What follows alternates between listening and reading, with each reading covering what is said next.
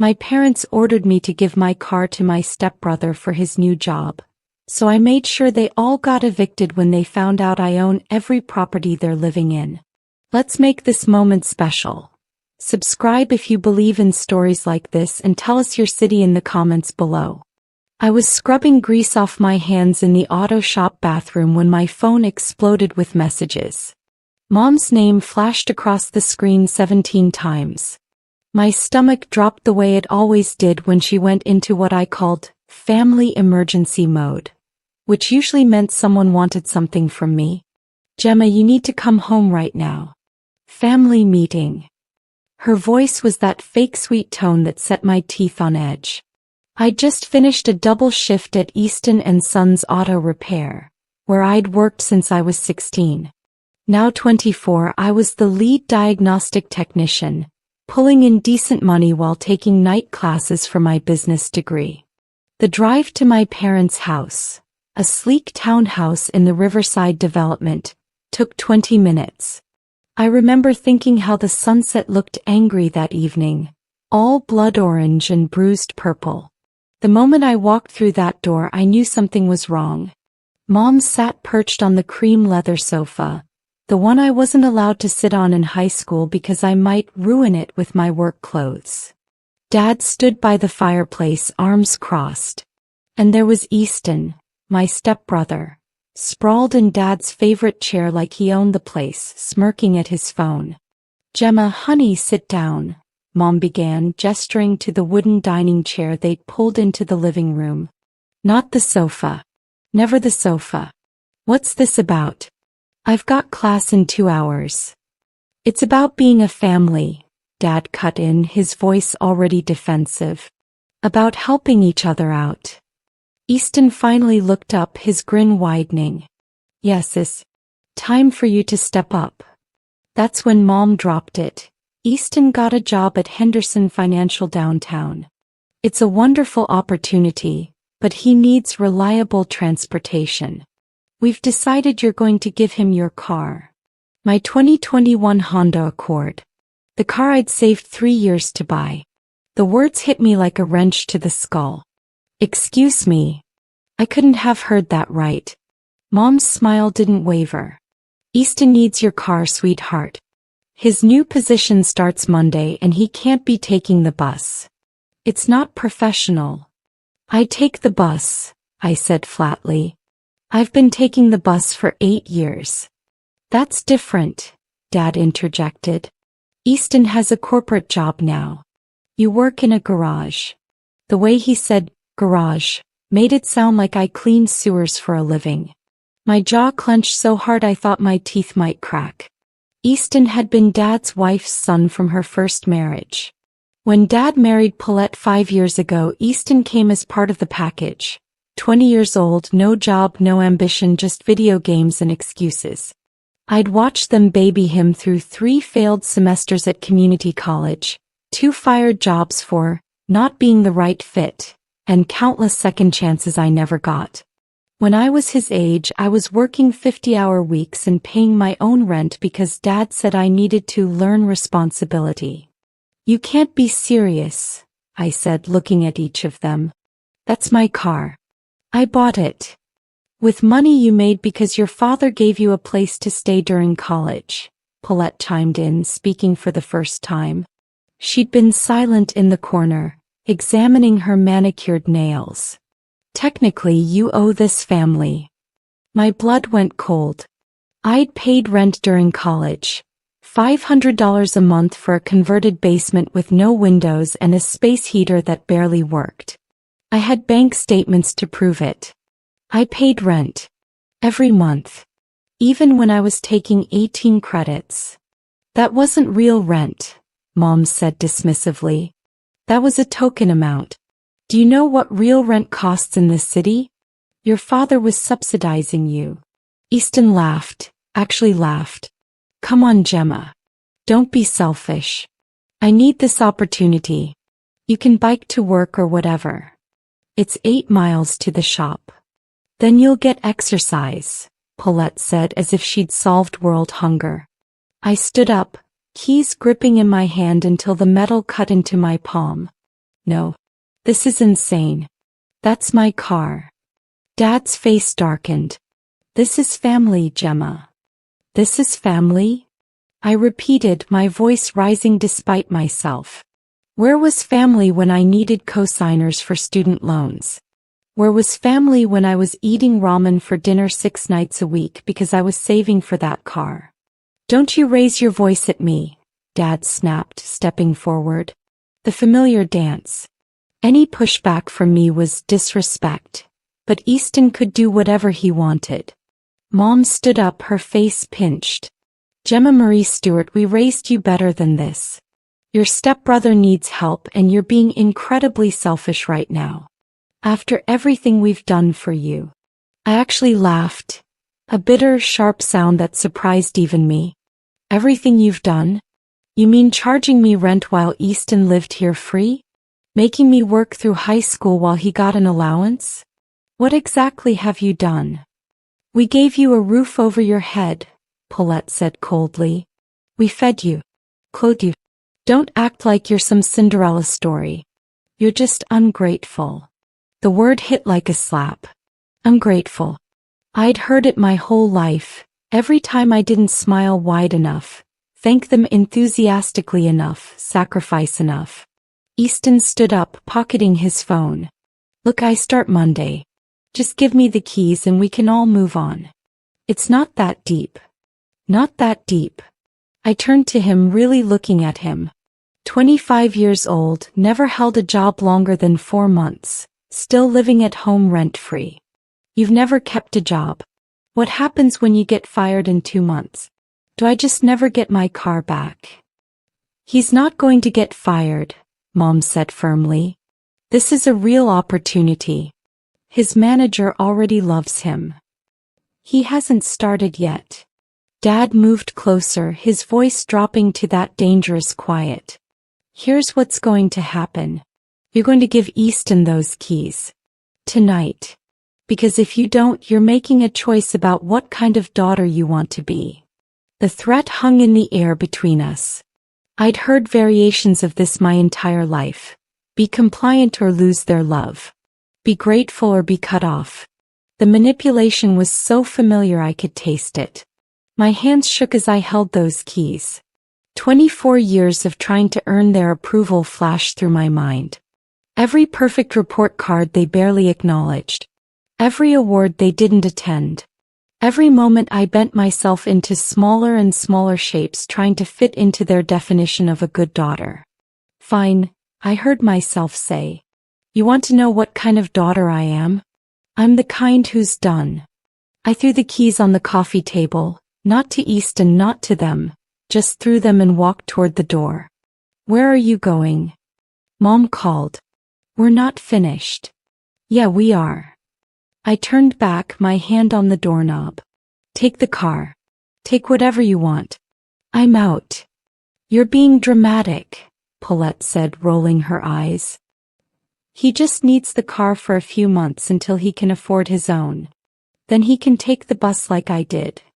Dad's voice thundered across the room. If you walk out that door without giving Easton proper access to that vehicle, don't bother coming back. You hear me? This family doesn't need your attitude. I looked at him, really looked at him, and saw a stranger. When had I last felt loved by these people? When had I last felt like more than a convenient source of labor or money or sacrifice? Okay, I said simply. Goodbye. I walked out. Behind me I heard Mom's shocked gasp, Easton's seriously, and Dad yelling something about respect. I didn't stop. I got into my car, for what I suspected might be the last time as its owner, and drove away. My phone started ringing before I reached the end of the street. I didn't answer. Instead, I drove to the one place I felt safe, the office of Bernard Hayes, my grandmother's lawyer. You see, my grandmother Nadine had died 18 months ago. And she'd left me something my parents knew nothing about. Something I'd kept secret because Gran made me promise to use it wisely when the time comes. I think that time had just arrived. Bernard Hayes had been Gran's attorney for 30 years. He looked exactly like I remembered, silver-haired, kind eyes behind wire-rimmed glasses, the kind of man who actually listened when you spoke. His office smelled like leather and old books, comfortable and safe. "Gemma," he greeted me warmly, rising from behind his mahogany desk. "I wondered when you'd come. Sit down, please." My grandmother had been the only person in my family who truly saw me. While my parents criticized and compared, Gran encouraged and believed. She'd been a real estate investor who'd built her portfolio from nothing, starting with a duplex in the 70s and expanding systematically over decades. "I need to know exactly what I inherited," I told Bernard, my voice steadier than I felt. "Everything. And I need to know if my father has any legal claim to it." Bernard smiled slightly. "Your father doesn't even know about it, does he?" "No. Gran made me promise not to tell anyone." He pulled out a thick folder. "Smart woman, your grandmother. She knew exactly what she was doing." He spread documents across the desk. "Gemma, you own 11 properties in this city. 7 residential units and 4 commercial spaces. Total current value, approximately $4.2 million. The number hit me like a physical force. $4 million. Your grandmother set up an LLC in your name when you turned 21.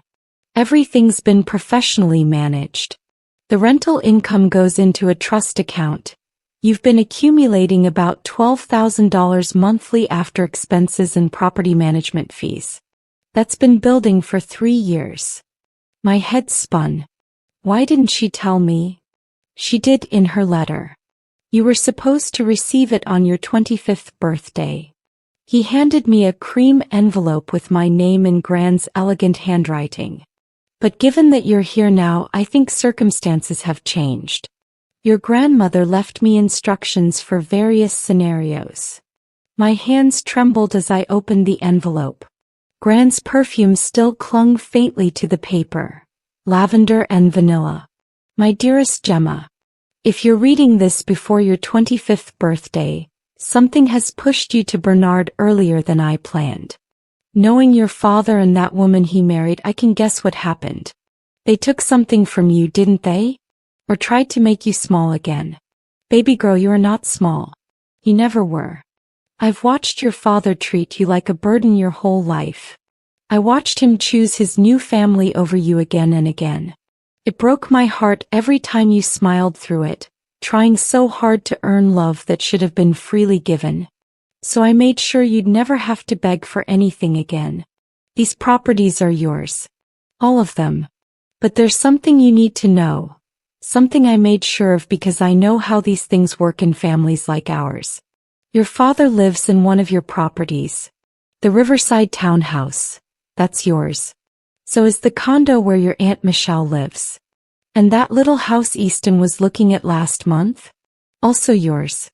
I bought them through shell companies over the years. Your father thinks he's renting from some corporate entity. He has no idea his mother owned them. Has no idea you now own them. Use this power wisely, baby. I'm not telling you to be cruel. But I am telling you to stop setting yourself on fire to keep them warm. You owe them nothing. You deserve everything. The world tried to make you believe you were the problem. You're not. You're the solution. All my love always, Gran. I read it 3 times, tears streaming down my face. Bernard quietly handed me tissues. She knew, I whispered. She knew exactly what they were. Nadine was exceptionally perceptive, Bernard agreed. Now let's talk about your options. You own the property at 847 Riverside Drive, where your father currently lives. His lease is managed through Cornerstone Property Management, one of the companies under your LLC structure. He's actually 2 months behind on rent. He's behind $1,600. The management company has been lenient, but they were about to start eviction proceedings. My mind raced. What about Easton? Gran's letter mentioned a house he was looking at. Bernard flipped through papers. 285 Oakmont Street. Small 2-bedroom. Easton signed a lease 3 weeks ago. First month paid, but he hasn't paid this month's rent yet. It's due in 5 days. The pieces clicked together in my head like a perfectly diagnosed engine problem. I want to see all the properties I own, I told Bernard. Every single one. And I want to know who's living in them. He printed out a comprehensive list. As I read through it, my breath caught. Not only did I own my parents' townhouse and Easton's new rental, but I also owned the duplex my Aunt Michelle lived in, Dad's sister. A condo Paulette's mother rented. The commercial space where Dad's buddy Jerome ran his barbershop. 3 other residential properties with tenants I didn't know. 2 commercial spaces leased to a coffee shop and a boutique. 1 vacant lot Gran had apparently been holding for development. Bernard, what are the terms of their leases? Standard 1-year agreements. Month to month after that. Your father's lease has been month to month for 2 years. Easton just signed his. Michelle has been in her place for 6 months. He looked at me carefully. What are you thinking? I'm thinking about Gran's advice. About not setting myself on fire anymore. I met his eyes. Can they evict me from the family for owning property? He smiled. A real proud smile. No, Gemma. They can't. You're a landlord conducting business. Everything has been legal and properly documented for years. Your grandmother made absolutely certain of that. Then here's what I want to do. I leaned forward.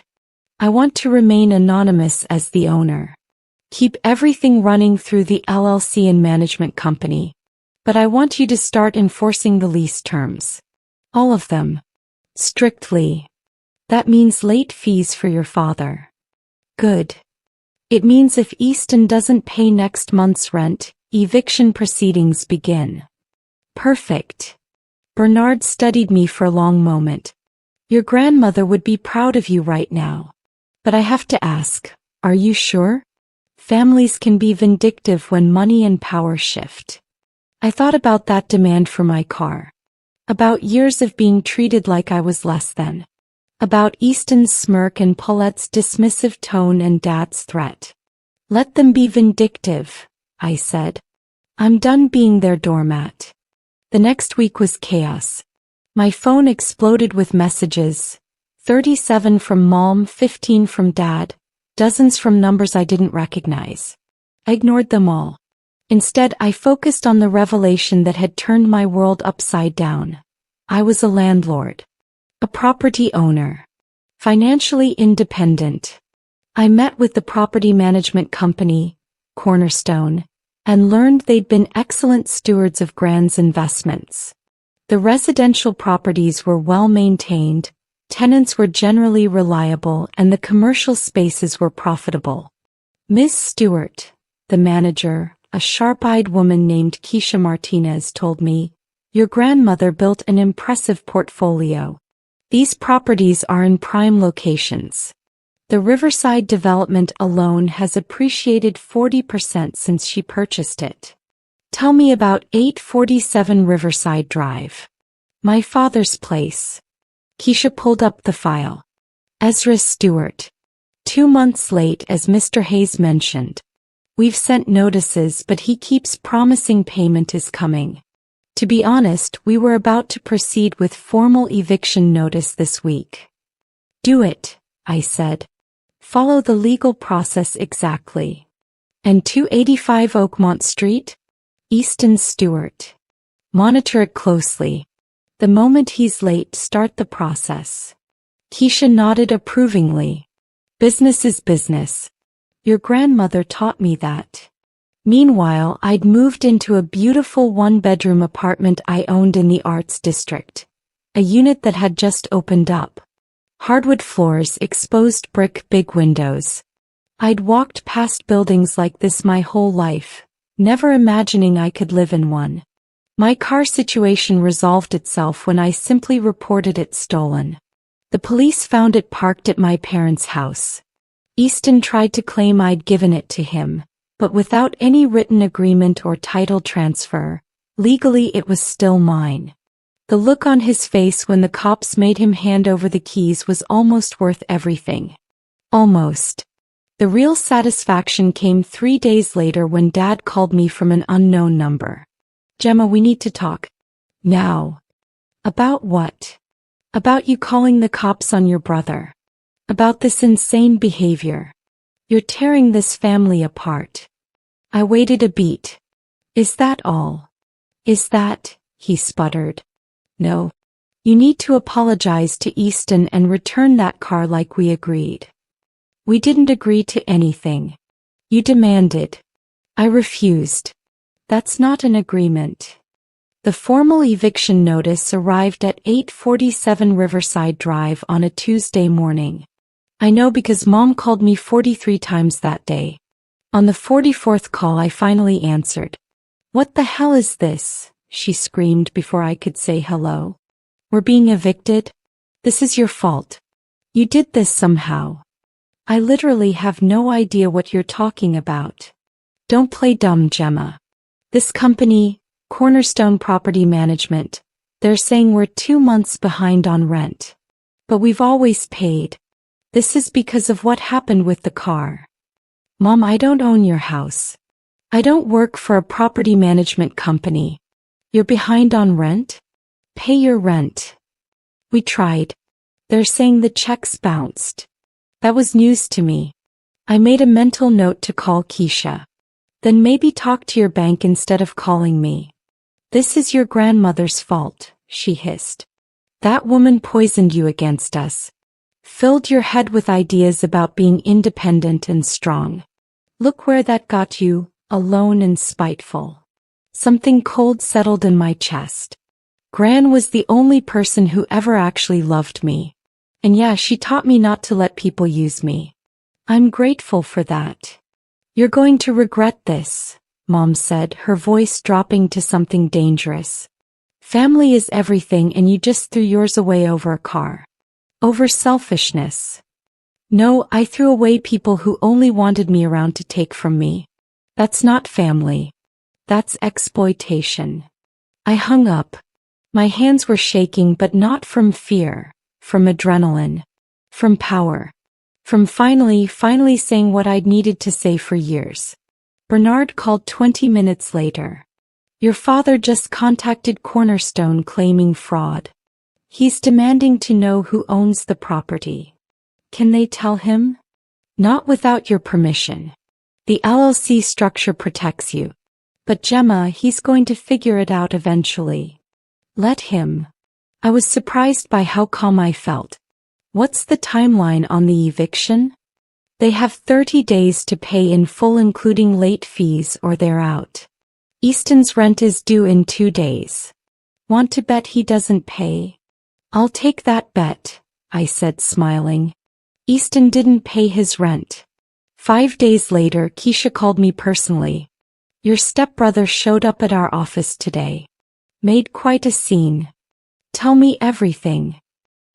"He claimed his family emergency gave him the right to delay payment.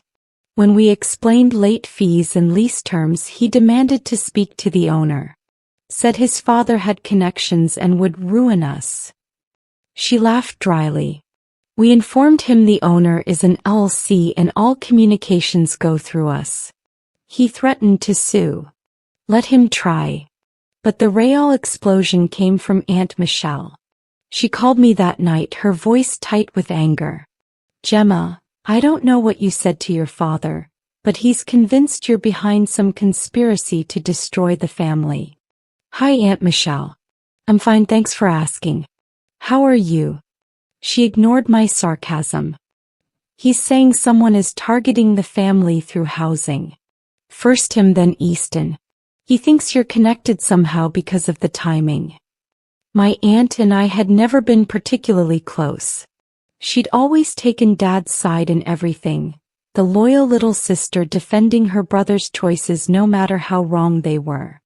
"That's paranoid," I said carefully. "I'm a mechanic, not a real estate mogul." "Are you, though?" Her voice held a strange note. Your grandmother died 18 months ago. Nadine had property. Where did it all go? My stomach dropped. I don't know what you mean. Don't lie to me. I know Nadine left you something. She told me before she died. Said she was making sure you'd be taken care of. Said you deserved better than what Ezra gave you. Michelle's voice cracked slightly. I didn't realize she meant, Gemma, do you own my duplex? Silence stretched between us. I could lie. Should lie probably. But I was so tired of lying, of hiding, of making myself small. Yes, I said simply. Oh my God. I heard her sit down heavily. Does Ezra know? Not yet. Gemma, he's going to lose his mind. The townhouse too. Yes. And Easton's place? Yes. Michelle was quiet for so long I thought she'd hung up. Then, good. What? I said good. Her voice was stronger now.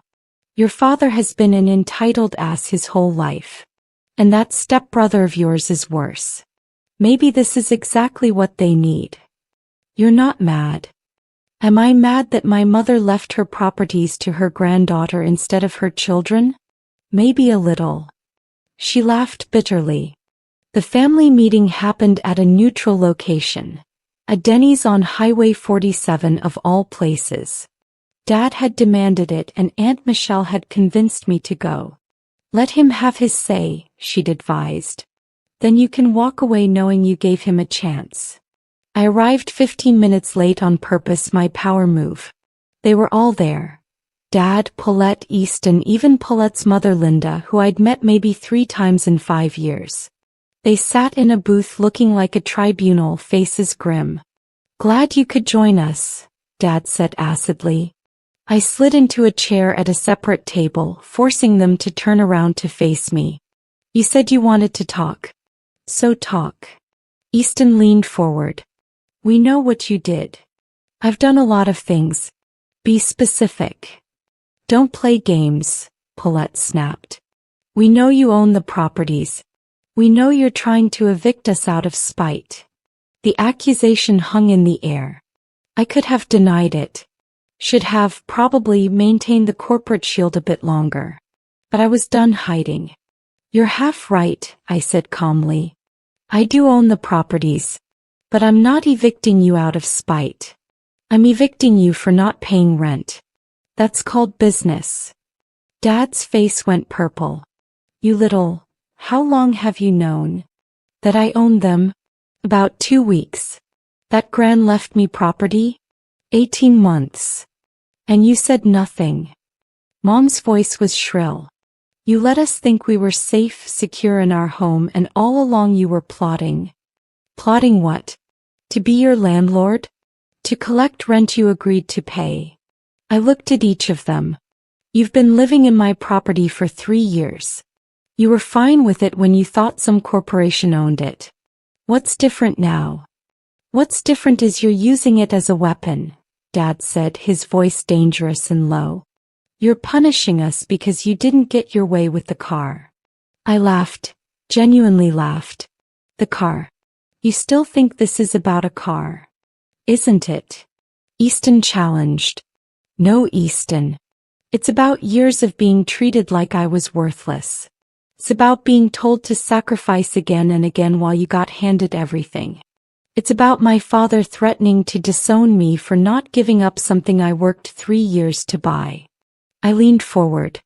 The car was just the moment I realized I was done being your family punching bag. You ungrateful, Paulette started, but I cut her off. Don't call me ungrateful. I paid my rent here. I worked through high school and college. I put myself through mechanic training. Everything I have I earned. You want to talk about grateful? Where's Easton's gratitude for 5 years of free housing? Where's your gratitude, Dad, for Gran buying that townhouse and renting it to you below market value? Dad's face went white. Below market? Oh, you didn't know? I smiled coldly. Gran charged you $2,000 a month for a place that should rent for $3,500. He subsidized you for years. And you still couldn't pay on time. How dare you, Mom whispered. Nadine had no right. She had every right. They were her properties. Now they're mine. And I'm running them as businesses, not charities. So that's it. Aunt Michelle's mother Linda spoke for the first time, her voice sharp. You're throwing your own family out on the street? No. I'm asking them to honor legal agreements they signed. Pay rent on time, follow lease terms, and we have no problem. Treat me like a landlord instead of an ATM. Easton stood up suddenly. This is bullshit. I'm not paying you rent. You're my sister. Stepsister. And yes, you will. Or you'll find somewhere else to live. We'll sue you, Dad threatened. Undue influence on your grandmother. Manipulation. She wasn't in her right mind. She was sharp as a tack until the day she died, and you know it. You have no case. I stood up too, done with this conversation. Here's what's going to happen. You have 30 days to pay everything you owe, including late fees. Easton, you have 23 days to pay your rent or vacate. Aunt Michelle gets to stay because she actually pays on time. What about my mother? Paulette demanded. I'd forgotten about Linda's property. I pulled out my phone, checking the file Keisha had sent. Your mother lives in the West Side condo. Her lease is current, rent paid through next month. She's fine. Unless she stops paying too. This is insane, Mom said, tears streaming down her face now. You're destroying this family over money. Over pride. No, Mom. You destroyed this family when you treated me like a servant instead of a daughter. When you chose Easton over me every single time. When you demanded I sacrifice my car, my property, because being family only counts when you need something from me. The words I'd held back for years poured out like oil from a cracked engine, dark and necessary. They didn't pay. Of course they didn't. Dad tried to negotiate. Offered $1,000 and a promise to work out a payment plan. Easton simply disappeared, leaving his apartment trashed with 2 months of unpaid rent. Paulette called me crying, begging, trying to guilt me into stopping the evictions. I held firm. The legal process took another 30 days. During that time, Dad tried to turn the whole family against me. Cousins I barely knew called to tell me I was cruel. Church members from the congregation my parents attended left concerned messages about forgiveness and family unity. But Aunt Michelle stood by me. Your grandmother knew exactly what she was doing, she told me over coffee one morning. She gave you the power to protect yourself. Use it. The day Dad and Paulette moved out of the Riverside townhouse, I wasn't there. I was at work, elbows deep in a transmission rebuild, when Keisha called to confirm they'd vacated. The property needed cleaning and minor repairs. Nothing major, nothing vengeful. Just normal wear and tear. Easton's place was worse. Holes in walls, carpet destroyed, unpaid utilities. I took him to small claims court and won, though I'll probably never see that money. Some lessons cost more than others. 6 months later, I'm sitting in my arts district apartment, Grand's letter framed on my wall. The properties are thriving. I've learned more about real estate management in half a year than I ever thought possible. I hired a financial advisor, started reinvesting profits, even bought another small commercial property. My parents occasionally send messages through relatives. She'll forgive us eventually. Family is family. She'll realize she needs us. But they're wrong. I don't need them. I never did. I just needed to realize I didn't need them. Last week I got a text from an unknown number. Easton, probably from a burner phone. Hope you're happy now. You destroyed everything. I looked at that message for a long time. Then I typed back, you destroyed nothing. I built everything. There's a difference. Then I blocked the number and went back to my life. My real life, the one where I'm not small, not grateful for scraps, not setting myself on fire to keep others warm. Graham was right. I wasn't the problem. I was the solution. And I'm finally free.